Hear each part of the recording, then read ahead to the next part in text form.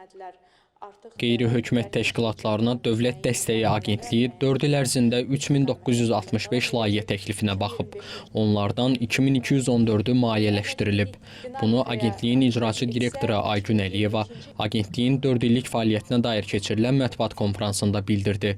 O qeyd etdi ki, ötən 4 il ərzində agentliyin donorluğu ilə Azərbaycan QT-ləri 36 ölkədə 80 dəfə beynəlxalq tədbirlərə qatılıb və konfranslar təşkil edib.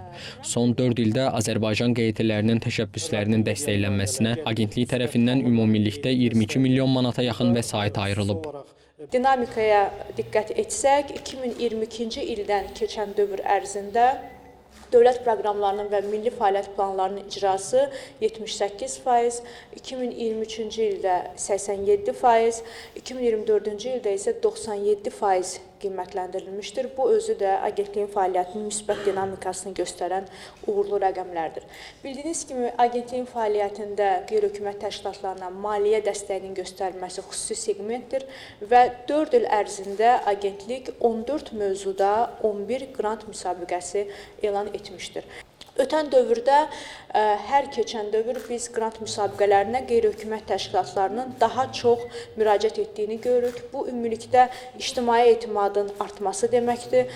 Ötən il isə statistika tam rekord səviyyəyə çatmış və 915 müraciət qrant müsabiqəsinə daxil olmuşdur. Agentliyin informasiya kommunikasiya məsələləri üzrə meneceri Fatimə Əbdüləzimova isə qeyd etdi ki, hazırda QT-lərlə qrantlara dair bütün sənəd işləri yalnız elektron xidmətlər portalı vasitəsilə aparılır. Qarşıdakı dövrdə elektron portalda plagiat layihələrinin daha civik aşkarlanması, layihələrin icrası dövründə monitorinq və nəzarət tədbirlərinin daha da gücləndirilməsi üçün əlavə funksiyalar işə düşəcək. Elektron xidmətlər portalının istifadəyə verilməsi ilə birlikdə agentlik və qeyri-hökumət təşkilatları arasındakı əlaqə sürətli və tam rəqəmsal əsaslarda həyata keçirilməyə başlamışdır. Agentliyin elektron xidmətlər portalı 5 moduldan ibarətdir.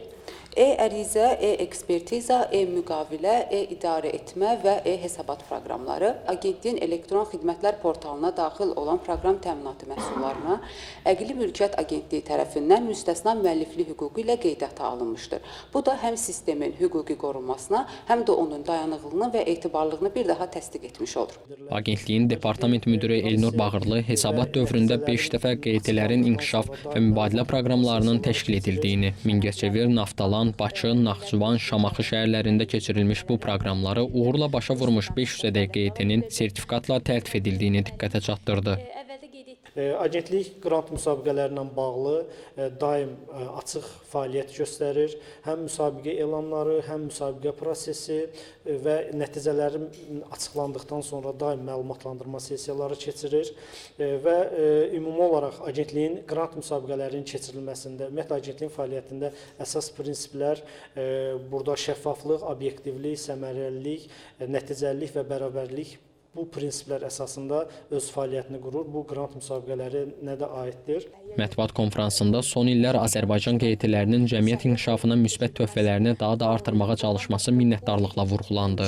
Qeyd olundu ki, agentlik QT-lərin uğurlu təşəbbüs və layihələrinə bundan sonra da dəstək olacaq. Toplantıda həmçinin agentliyin yeni loqotipi ictimaiyyətə təqdim edildi. Qurumun media məsələləri üzrə meneceri Ülviyə Qarayeva loqotipin agentliyin fəaliyyətinin əsas qayəsinə, fəlsəfəsinə uyğun hazırlandığını bildirdi, məna açılışlarını izah etdi.